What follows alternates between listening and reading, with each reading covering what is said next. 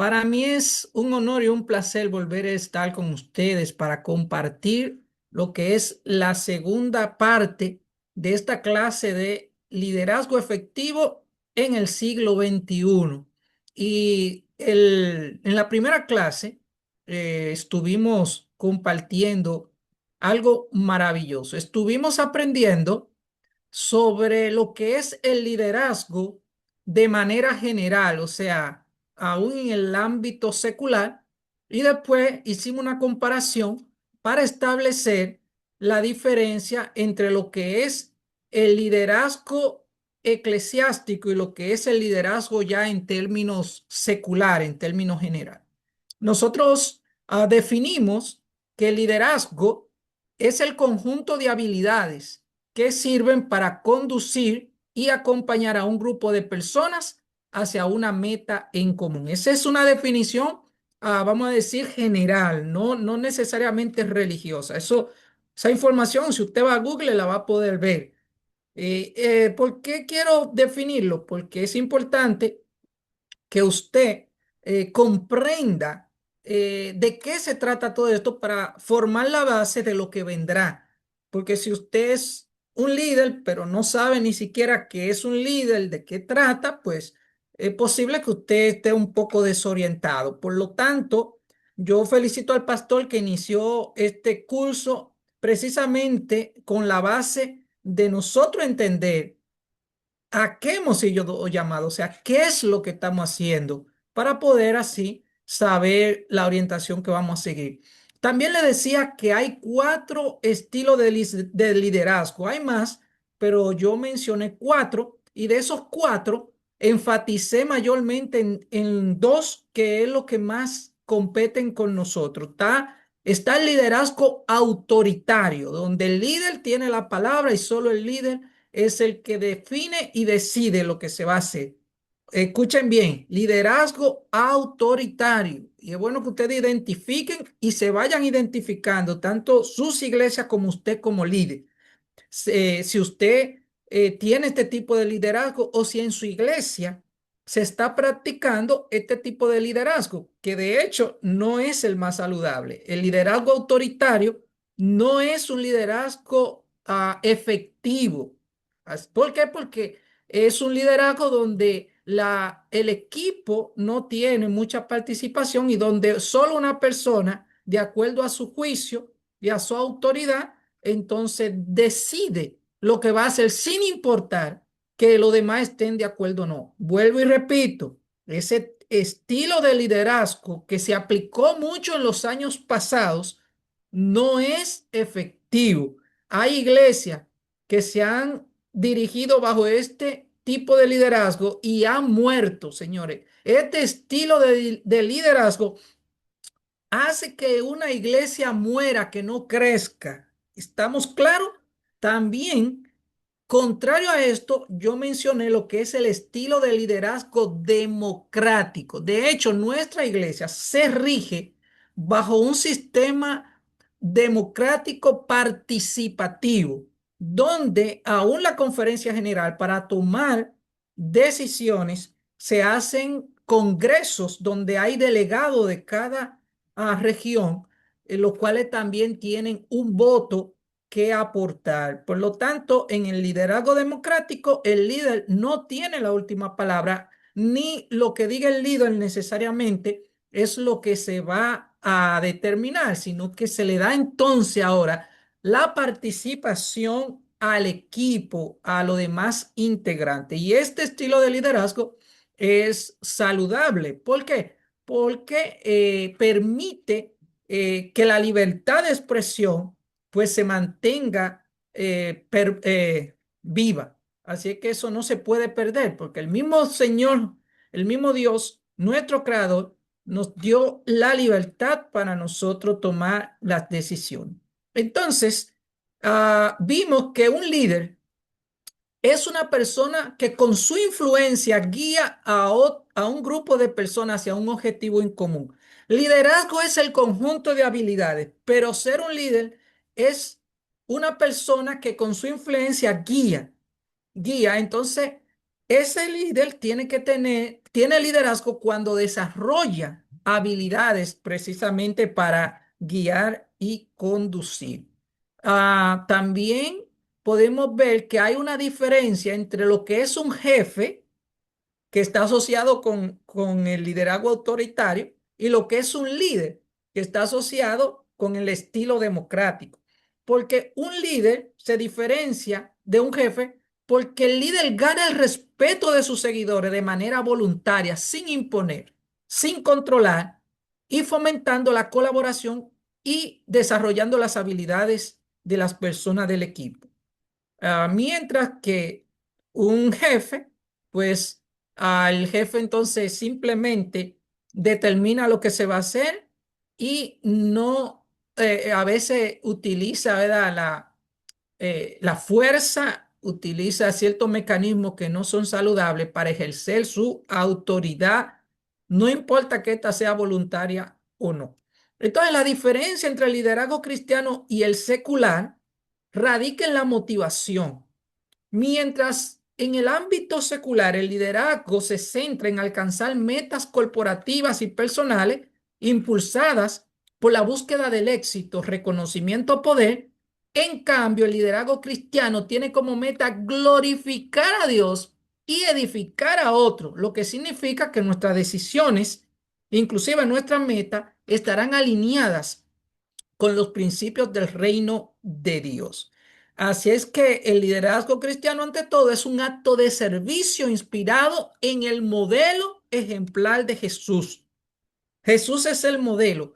Y este tipo de liderazgo, el cristiano, desafía las nociones tradicionales de poder y de autoridad, invitándonos a liderar desde la humildad, el amor y el propósito eterno. También entendimos el propósito por el cual Jesús funda la iglesia apostólica. Vimos que una cita muy antigua de Elena de White, que dice que la iglesia es el medio señalado por Dios para la salvación de los hombres. Fue organizada para servir y su misión es la de anunciar el evangelio al mundo.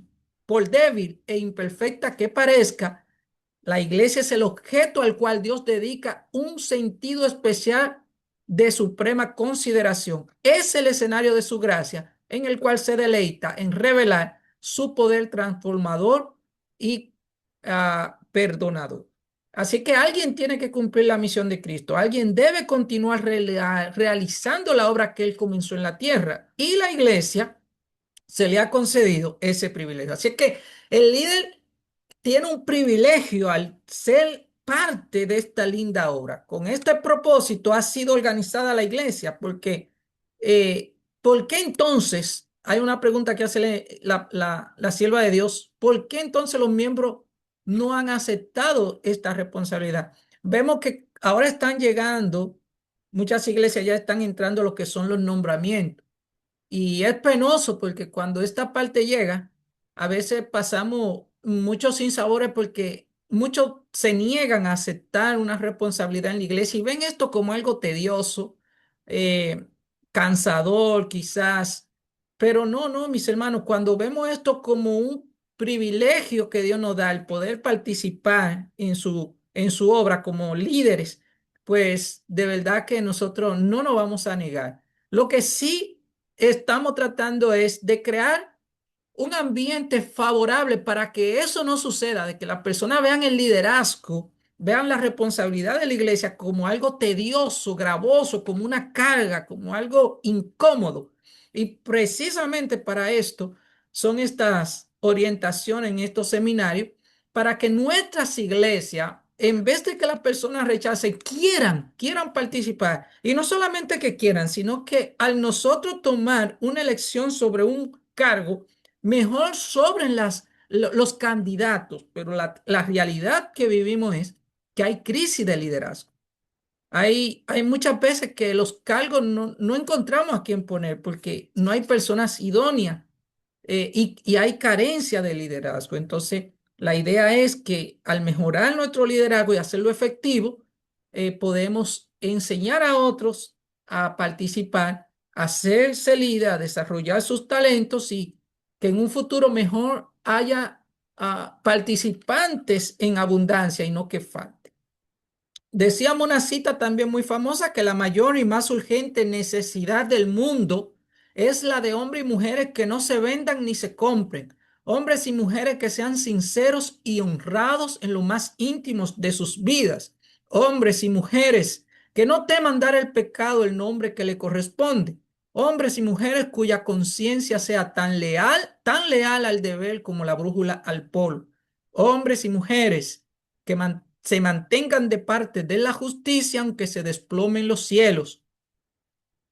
Así es que la Biblia dice en Mateo 9, 37 y 38 que la mies es mucha, pero los obreros son pocos. Que roguemos al Señor que envíe obreros a su mies.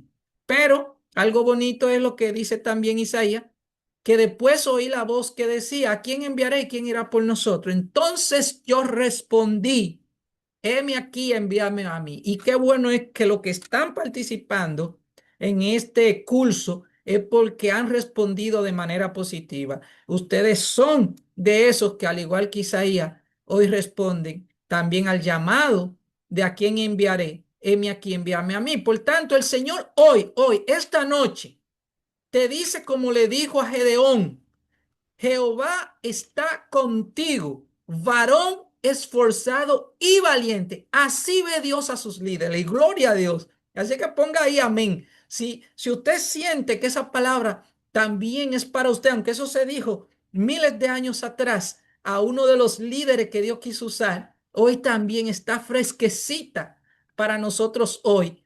Hoy, esta noche, en el trono de la gracia queda escrito también esas palabras que se nos dice ahora a nosotros. Jehová está contigo, varón valiente y esforzado. Así que Jehová está contigo, Angie. Jehová está contigo, Beto, con Blanca, con esos iPhone que están ahí, con Jorge, con Juan, con Lorena, con nuestro pastor. Jehová está contigo. Y mire cómo nos ve Jehová, cómo nos describe como una persona valiente y también una persona esforzada. Qué lindo es esto. Hermanos, yo quiero que ustedes comprendan ahora cuál es el método que Dios usa para hacer ese llamado a sus líderes. ¿Qué método será el que utiliza Dios? La Biblia lo describe en varias citas que yo he anotado aquí. Primero, la primera cita está en Primera de Samuel 16:7. La pueden buscar ahí si quieren.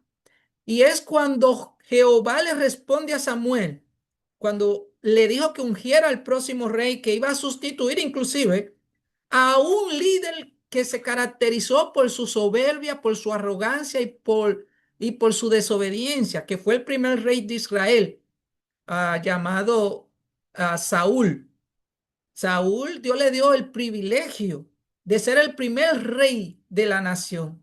Sin embargo, fue un dolor para Dios haber permitido que este rey subiera al trono, porque fue un caos total. Así que Jehová tuvo que sustituirlo, rechazarlo, no porque él quisiera, sino porque la actitud de Saúl de rebeldía y de desobediencia a los principios de Dios, pues tuvieron que hacer que el Señor tuviera que buscar a otro para sustituirlo. Así que cuando envía al profeta, le da una orden clara de cómo debía ser, cómo es el método de Dios para llamar a su líder. Y Jehová respondió a Samuel: no mires a su parecer ni a lo grande de su estatura, porque yo lo desecho.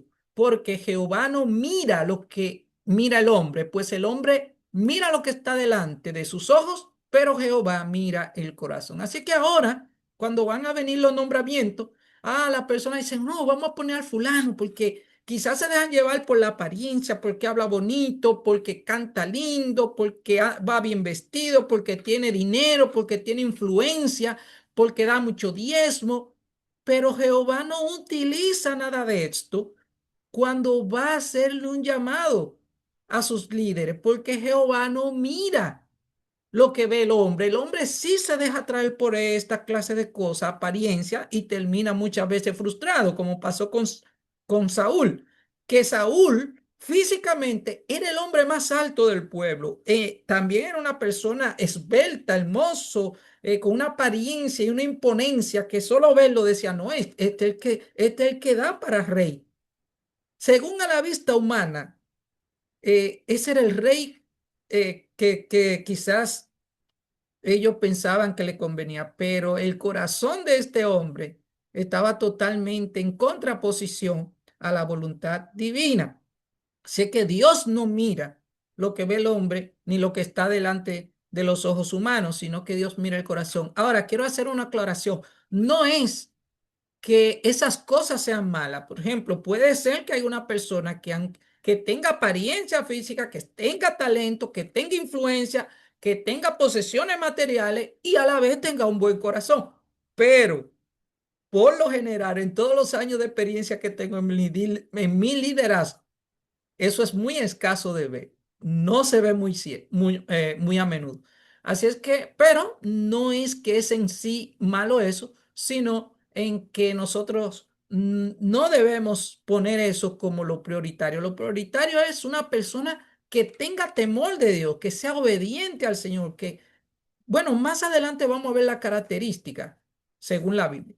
Otra cosa es, según 1 Corintios 1, 27 al 29, de modo que lo necio del mundo escogió Dios, oigan bien, lo necio del mundo escogió Dios para avergonzar a los sabios, y lo débil del mundo escogió Dios para avergonzar a lo fuerte, y lo vil del mundo y lo menospreciado escogió Dios y lo que no es para deshacer lo que es, a fin de que nadie se jacte en su presencia.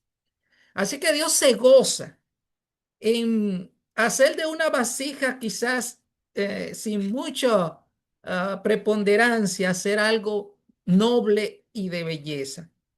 Por tanto, Jesús te dice hoy, al que a mí viene, no le echo fuera. Así que si tú tienes deseo de servir al Señor, no importa que tú te creas el menos preparado, como decíamos también en la primera clase, Dios no siempre llama al capacitado, pero sí siempre capacita al que llama.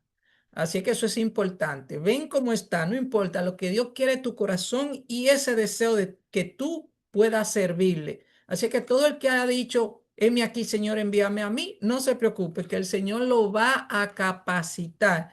Va a ser como Moisés. Habrán cosas que tendrás que desaprender para poder aprender las cosas que el Señor quiere. Y eso es algo común en casi todos nosotros.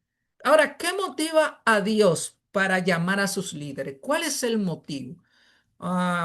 Deuteronomio 7, 7 al 8 dice que no por ser vosotros más que todos los pueblos os has querido Jehová y nos has escogido. Eso fue cuando escogió al pueblo.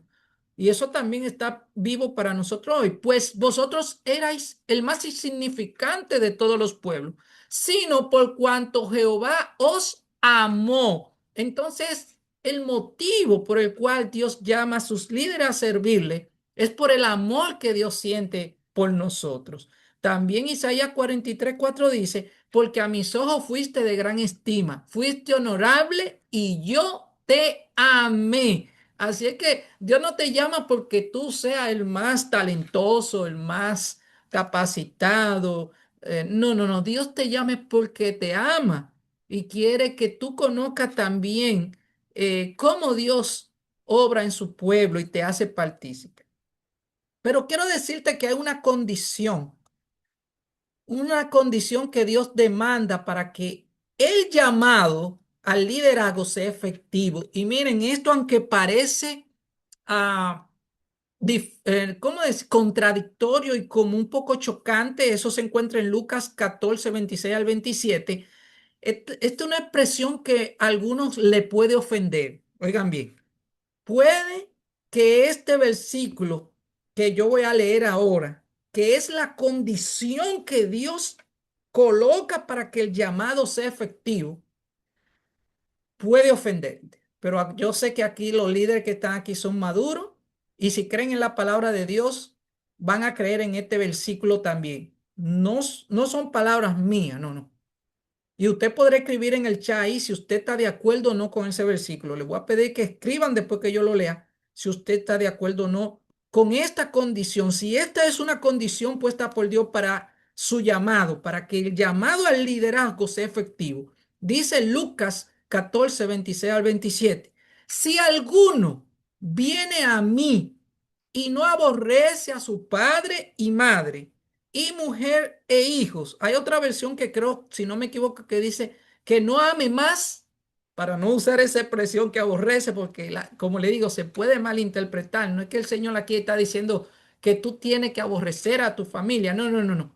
Es que no debes colocarlo en nivel de prioridad mayor que a Dios. Si alguno viene a mí y no aborrece a su padre y madre y mujer e hijos y hermanos y hermanas, y aún va más lejos también su propia vida, lo dice el Señor esta noche, no puede ser mi discípulo. En otras palabras, no puede ser un líder, no puede tener parte en mi liderazgo. Y el que no lleva su cruz y viene en pos de mí, no puede ser mi discípulo. Yo quiero que usted escriba en el chat y pueden escribir. ¿Están de acuerdo con eso, sí o no? ¿Creen ustedes que eso es una condición clara que Dios pone para que el liderazgo de cada persona sea efectivo? Coloque ahí su respuesta. Yo quiero escucharla. Yo quiero saber si ustedes están de acuerdo, porque de ahí depende si usted va a ser un líder efectivo o no. Si usted no tiene la capacidad para poner a Dios por sobre su familia, por sobre su trabajo, por sobre cualquier cosa, hermano, con sinceridad se lo digo, no va a tener un liderazgo efectivo. Usted podrá ejercer una función X simplemente por cumplirla y la puede hasta cumplir bien, pero no va a efectuar el objetivo por el cual el Señor nos llama a ser sus líderes. No he visto nada escrito ahí en el chat, pero quiero que antes que finalice ustedes puedan escribir porque me interesa saber. Continuamos entonces. Bien, hermanos, ¿con qué compara Dios a sus líderes? Miren, la Biblia dice en Mateo 5:13 que nosotros somos, ¿qué cosa? La sal de la tierra. Y en Mateo, ahí mismo en ese capítulo, en los versos 14 y 16 del capítulo 5, dice que también nosotros somos la luz del mundo. Así que Dios nos compara tanto con la sal, que su función es preservar, y con la luz, que su función es iluminar. Son comparaciones muy lindas de lo que es un líder. Una comparación que Dios hace del líder. Es una luz, es como la sal. ¿Para qué Dios llama a cada líder? Bueno, según Isaías 43, 10 al 11, dice que vosotros sois mis testigos, dice Jehová, y mi siervo que yo escogí, para que me conozcáis y creáis y entendáis que yo mismo soy. Antes de mí no fue formado Dios, ni lo será después de mí. Yo Jehová, y fuera de mí no hay quien salve. Por tanto, me seréis testigos en Jerusalén, dice Hecho, en Samaria, en Judea y hasta lo último de la tierra. Así que la primera, uh, el primer, la primera función para el cual Dios llama a su líder es para que sea su testigo. O sea, la gente va a conocer al Dios verdadero a través de nuestro liderazgo. También en Primera de Pedro 2:9 hay otra cosa que también por el cual Dios nos llama, y es para que anunciéis las virtudes de aquel que os llamó de la tiniebla a la luz admirable. Y Hechos 13:47 dice que es la parte que más me encanta, para que sea salvación hasta lo último de la tierra. Oigan, oigan qué privilegio. El ser humano pecador, pero puesto en la mano de Dios y dejándose usar como un instrumento para su gloria, llega a ser para salvación en toda la tierra. Hechos 13:47. Ahora, ¿qué tres misiones relevantes tiene Dios para sus líderes? Vamos a ver, esto es importante entenderlo porque no se trata simplemente de que el liderazgo se circunscriba a una función en la iglesia solamente. No, el liderazgo va más allá. En 2 de Corintios 5:18 y 20 dice, y todo esto proviene de Dios, quien nos reconcilió consigo mismo por Cristo y nos dio el ministerio de la reconciliación. Esa es una de las primeras misiones que nosotros tenemos como líder. Grábense esto. Ejercer el ministerio de reconciliación. ¿Qué es el ministerio de reconciliación? Es ser el canal por el cual conectemos al pecador con la gracia de Dios y que el pecador, a través de la conexión con la palabra de Dios que nosotros le presentemos y el testimonio de lo que Dios ha hecho por nosotros, el pecador entienda que así como Dios obró en nosotros, y nos reconcilió con Él, también ellos pueden ser reconciliados con Dios. Así que como el pecado hizo separación entre Dios y el hombre, y la creación de Dios se arruinó por la entrada del pecado, ahora Dios nos invita a ejercer un liderazgo de reconciliación, donde ahora a través de la sangre de Cristo nosotros obtenemos perdón de pecado y vida eterna. Entonces nosotros somos lo comisionado para llevar esa buena nueva de reconciliación, de que el Señor está dispuesto a perdonarnos y que hay esperanza para el pecado. Dice Juan 10:16 también la segunda misión, porque son tres las que yo describo aquí. Dice, también tengo otras ovejas que no son de este redil, aquellas también debo traer y oirán mi voz y habrá un rebaño y un pastor. Así es que la segunda misión es nosotros colaborar con ir a buscar a esas otras ovejas que por desconocimiento o desorientación están en otro redil. Y esas ovejas, antes de Cristo venir, serán impactadas por el fuerte clamor que ha de predicarse el último mensaje de amonestación a este mundo, por los líderes consagrados al Señor. Y esas ovejas escucharán el mensaje de la verdad y se unirán al remanente fiel y volverán al rebaño. Así que al único redil verdadero. Así que aparte de nosotros ejercer el ministerio de reconciliación, también nosotros tenemos la misión de buscar a esas otras ovejas que están en otros rebaños. Y en tercer lugar, la más conocida es la Gran Comisión. Por tanto, id y haced discípulos a todas las naciones, bautizándolo en el nombre del Padre, del Hijo y del Espíritu Santo, enseñándole que guarden todas estas cosas que os he mandado. Y aquí yo estoy con vosotros todos los días hasta el fin. Esas son las tres misiones principales de los líderes. El ministerio, ejercer el ministerio de reconciliación, a buscar las ovejas extraviadas que están en otro redil, que a esa conviene, dice el Padre, traer, y también hacer discípulos, o sea, cumplir con la gran comisión. Ahora, quiero que ustedes vean, miren, 6 cosas imposibles para un verdadero líder. Hay 6 cosas que un líder verdadero es imposible que haga. La primera es servir a dos señores. Un líder verdadero no puede servir a dos señores, como dice Mateo 6:24, porque o amará más a uno y más que a otro. Por lo tanto, si hay un líder que tiene un pie en el mundo y otro en la iglesia, hermano, eso es algo imposible. Eso nunca va a dar resultado. O que quiere estar con Dios y a la vez con el mundo. O sea que no puede servir a dos señores. Hay que definirse. El líder tiene que estar definido a quién es que va a servir, porque es imposible. Oigan bien, imposible servir a dos señores.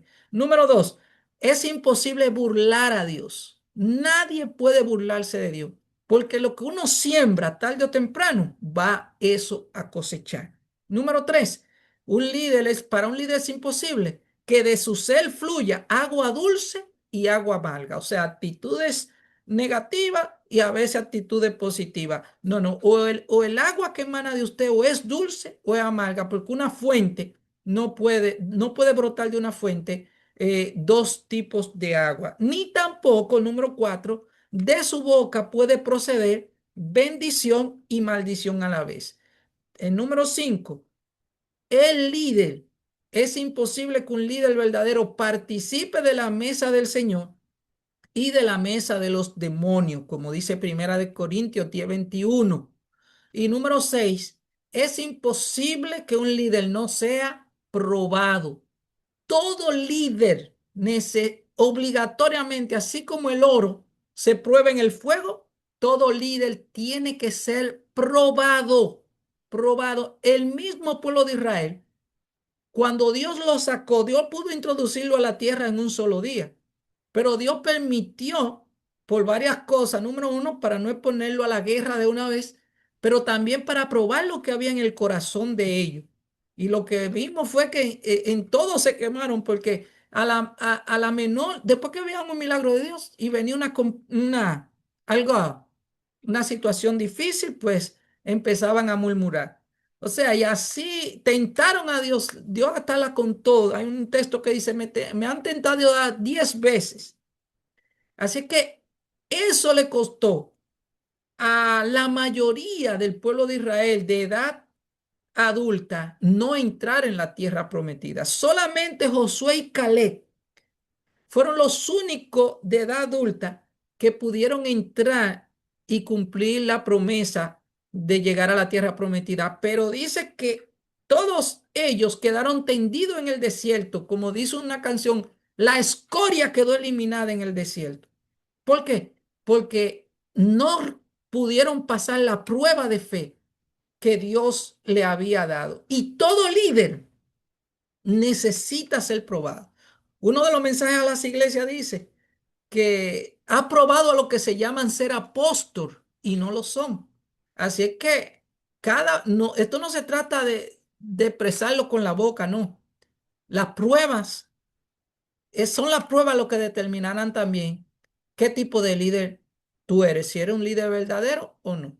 Así que hay 6 cosas imposibles que la hemos descrito aquí para un líder verdadero. Ahora, esta parte seria, la que voy a entrar ahora, yo le dije que iba a hablar de la cualidad de un líder. Dios llama a las personas, a todos, pero todos que acepten el llamado, si como dije ahorita, cumplen la condición de poner a Dios primero, aún por encima de su propia vida, vamos a decir que ya pasaron la condición que Dios demanda. Pero aparte de eso, hay cualidades para que un líder tiene que tener para que su liderazgo sea efectivo. Y de hecho, este versículo lo leen mucho antes de llegar los nombramientos para elegir a los líderes para los cargos. Y ese primera de Timoteo 3:1 al 7 que dice, palabra fiel. Si alguno anhela obispado, y usted podría poner, en vez de sustituir la palabra obispado, vamos a poner, si alguno desea ser un líder, parafraseándolo, buena obra desea. El apóstol lo reconoce. Pero, hay un pero es necesario que el obispo, y vamos a sustituir nuevamente, que el líder sea, número uno, irreprensible, o sea, que no tenga nada por donde reprenderlo, ningún mal testimonio, ninguna mala acción. Y déjeme decirle que eso se cumplió en Daniel. Los enemigos de Daniel, que le tenían envidia porque Daniel sobresalía ante los gobernadores que Darío había puesto, Daniel era el más sobresaliente y los otros le tenían envidia y buscaban motivo para entrampar y acusar a Daniel. Y dice la Biblia textualmente que no encontraron nada con qué acusar a Daniel, excepto con su fidelidad a su Dios. Oigan qué belleza, que el único mal que la gente vean en ti sea tu consagración. No, es que es demasiado consagrado. Y déjenme decirle, no es que yo lo sea, pero me acuerdo eso. Yo trabajaba en una ocasión para una persona yo me acuerdo cómo ella me dijo, no, pero es que tú eres como muy así, porque en la contabilidad, que es lo que yo estudié, en nuestros países latinos, a veces la persona quiere que uno le haga cosas que van inclusive en contra de la misma regla de contabilidad y también de las normas establecidas por el gobierno. Entonces, como ella veía que yo no me hacía partícipe de eso, ella como siempre quería tentarme a ver si yo cedía a hacer ciertas cosas. Y como ella veía que yo no lo hacía, en una ocasión dijo, no, no, pero es que tú eres como demasiado hermético, así como muy lineal, muy... Y yo me sentía hasta bien mejor que ella me viera así, porque muchas personas a veces por ceder ante las ah, insinuaciones, hacer ciertas cosas y ganar dinero, porque déjenme decirle que a veces hay personas que a través de estas manipulaciones profesionales pueden obtener ganancias, pero luego el resultado, como decíamos anteriormente, que uno va a cosechar lo que siembra. Y tristemente muchos se han vuelto envueltos en muchos problemas por este tipo de cosas. Así que irreprensible, número uno, esa es una de las cualidades que tiene que tener el líder verdadero, el líder efectivo para el siglo XXI, que no es nuevo. Esas eran las condiciones aún en la iglesia apostólica. Marido de una sola mujer, eso no hay que explicarlo porque lógicamente, aunque hago un paréntesis, tristemente en estos tiempos se han visto casos, hermanos, que han degradado tristemente el testimonio de la iglesia. Se han visto cosas muy, muy lamentables. No voy a entrar en detalle, pero aunque eso se ve sencillo, tristemente todavía en este tiempo sigue siendo un desafío. Sobrio, prudente, sigue diciendo, decoroso, hospedador, apto para enseñar. Un líder tiene que estar capacitado para enseñar, mis hermanos. El líder debe estar preparado, debe comer Biblia, debe, estos mismos seminarios les ayuda a ustedes a seguir motivándote a aprender. Miren todo lo que dijo el pastor, todas las clases que van a venir, homilética, hermenéutica, la preparación de un sermón, ética pastoral, administración de iglesia, evangelismo urbano, o sea, todo eso, hermano, lo va a capacitar y ustedes van a tener capacidad para enseñar a la iglesia también y a los miembros de su equipo.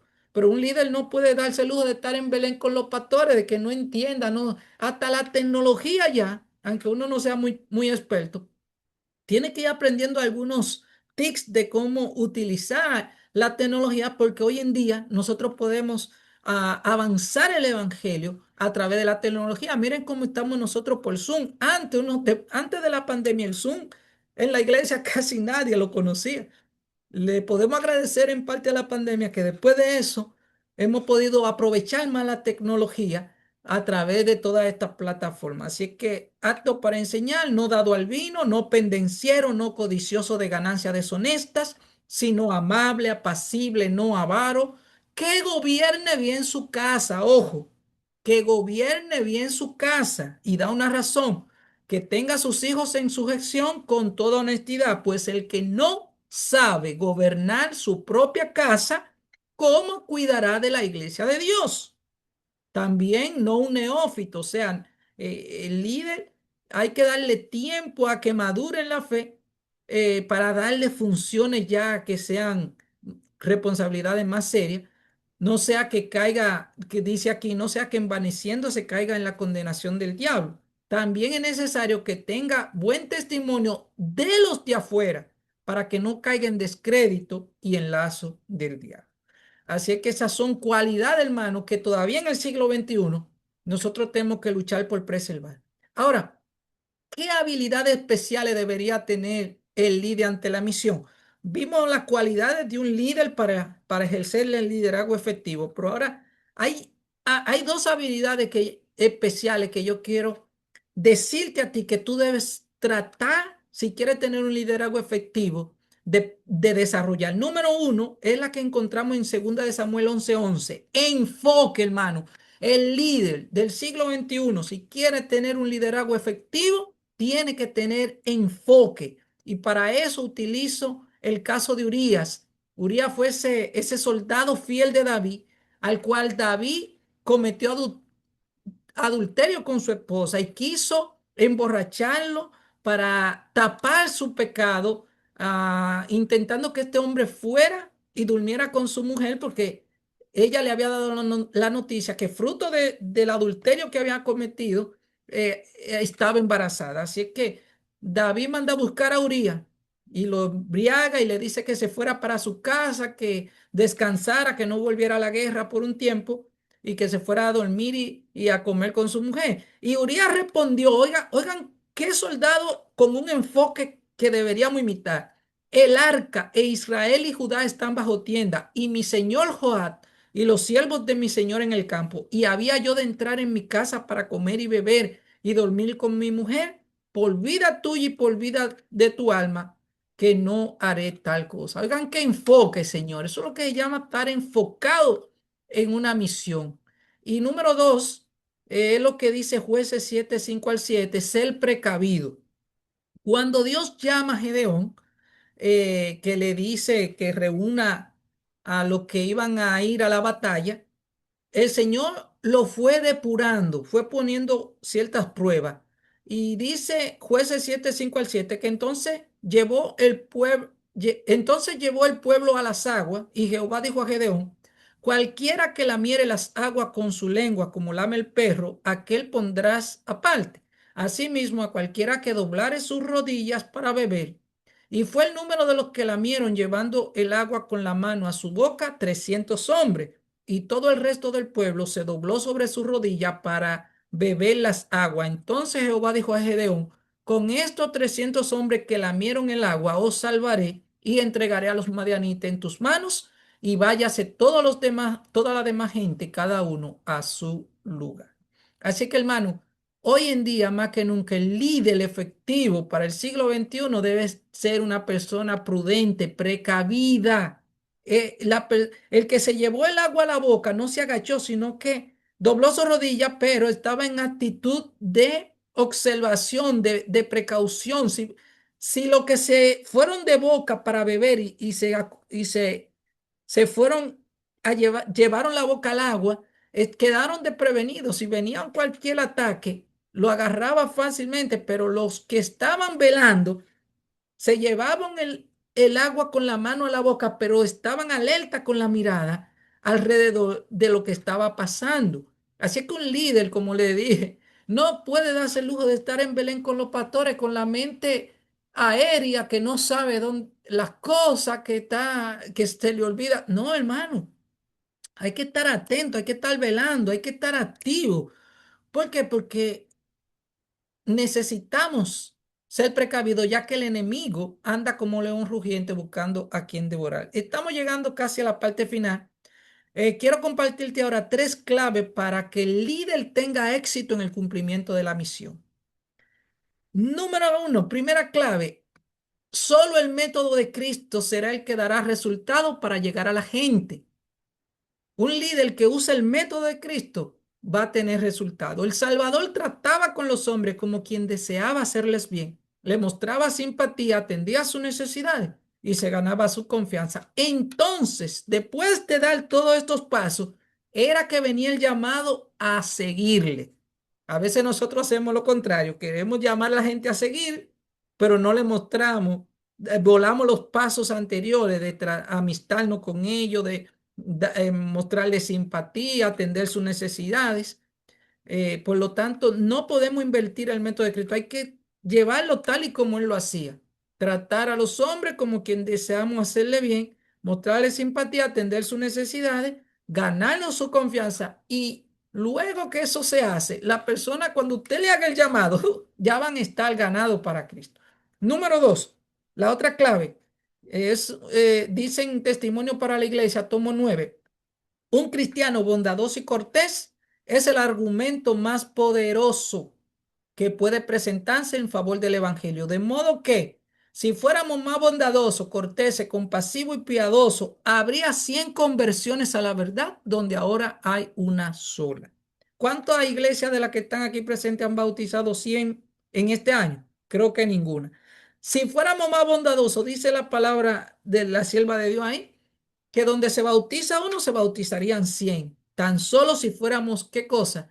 Bondadoso, cortés y compasivo con las personas. Así que, número 3, tercera clave: el Señor dijo: en esto conocerán todos que son mis discípulos, si tienen amor los unos con los otros. Así que entre líderes y hermanos de iglesia debe de verse ese amor, porque la gente va a ver eso, y solamente eso será un testimonio para llamar a la gente a que también sigan al Señor. 3 claves: usar el método de Cristo, desarrollar cortesía, bondad y amor con las personas, y amarnos entre nosotros, llevarnos bien, porque esto va a crear un impacto. ¿Qué cosas han afectado el liderazgo y han causado que la obra de Dios no haya crecido como debería?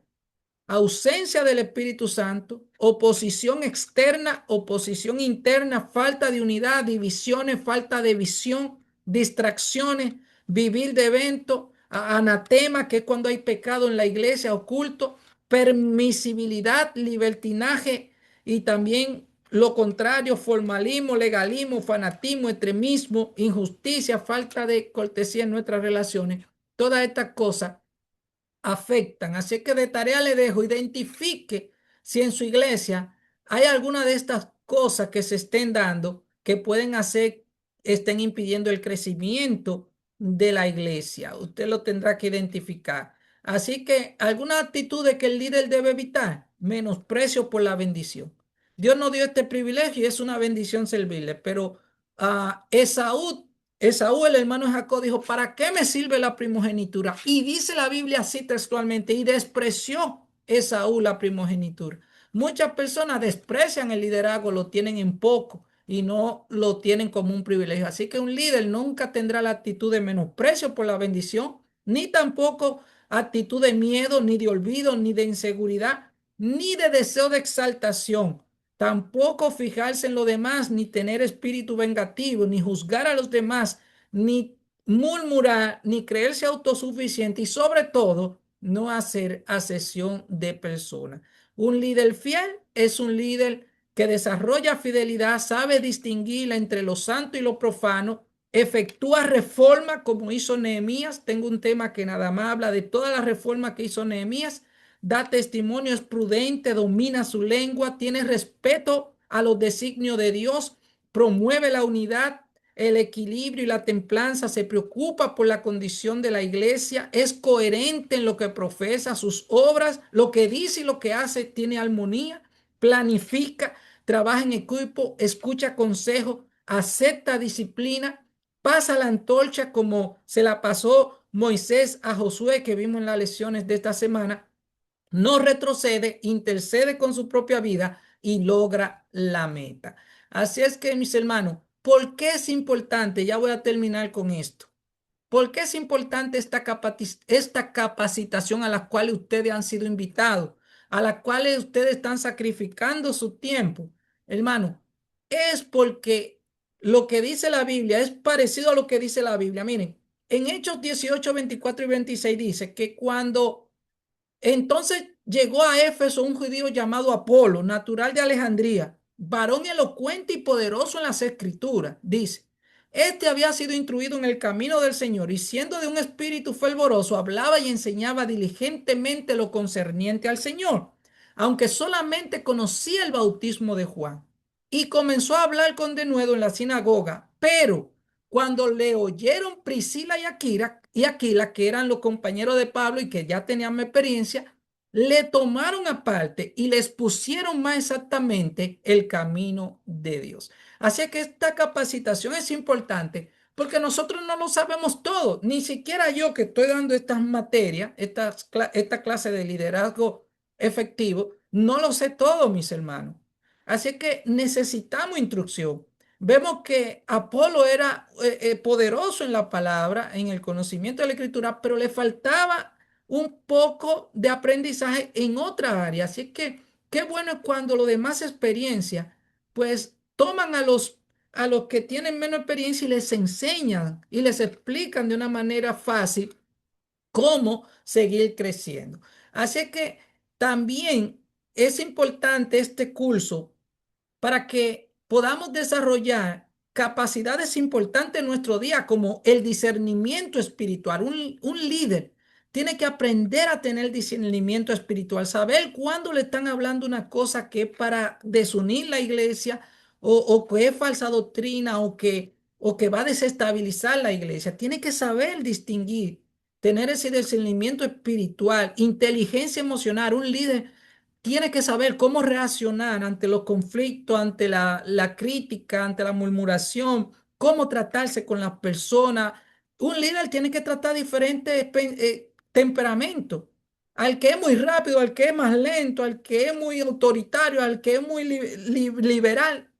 Y todo eso hay que saberlo tratar. Entonces, el líder tiene que tener sus emociones controladas, dominadas y saber cómo le va a hablar a las personas. También otra capacidad que debe desarrollar es actitud proactiva y resolutiva. En vez de usted estar creando conflictos, aprenda a tener una actitud de resolución, también de llevar armonía, de ser un pacificador y tomar iniciativa, señores. Uno de los problemas más grandes en nuestras iglesias es que siempre las personas hay que empujar. El líder tiene que ser proactivo, tomar iniciativa, claro, siempre consultando al equipo y sobre todo una capacidad de manejar conflicto. Lo que más hay cuando hay gente es conflicto, porque son temperamentos diferentes. Imagínense en este país, diferentes nacionalidades. A veces yo digo cosas que se dicen en mi país, que es normal, pero a las personas que son de Centroamérica o de otro país puede eso ser una ofensa. Entonces, uno tiene que saber cómo manejar los conflictos, porque a veces uno se quejan que no hay actividad, el otro dice que para qué tanto salen, que por qué gastan tanto, otro dice y por qué no invierten, y otro y qué se está haciendo. Entonces, todo eso hay que saberlo manejar. Así es que otra razón por lo que esto es importante, porque hay que revertir una reprensión que hizo Jesús al decir que los hijos de este siglo son más sagaces en el trato con sus semejantes que los hijos de la luz. Y eso es penoso. Jesús hizo esa reprensión diciendo que los hijos de la tiniebla son más inteligentes, más hábiles en el trato con la persona que los mismos líderes cristianos. Y eso hay que cambiarlo, hermano. Tenemos que aprender. Esto del liderazgo cristiano es gente lo que nosotros lideramos. No es vaca, no es vehículo, no son objetos, son personas. Y necesitamos mejorar en nuestras relaciones humanas, señores. Debemos brillar en nuestro tacto al hablar, la manera de cómo nosotros saber manejar nuestras relaciones humanas. También otra razón es para no ser descalificado. No sabéis que los que corren en el estadio todos corren, pero uno solo se lleva el premio. Así que la invitación es que a tú corras esta carrera de liderazgo de tal manera que tú llegues a la meta y que recibas la corona. Y para eso tú tienes que golpear tu cuerpo, someterlo a servidumbre, para que tú no vengas a ser descalificado.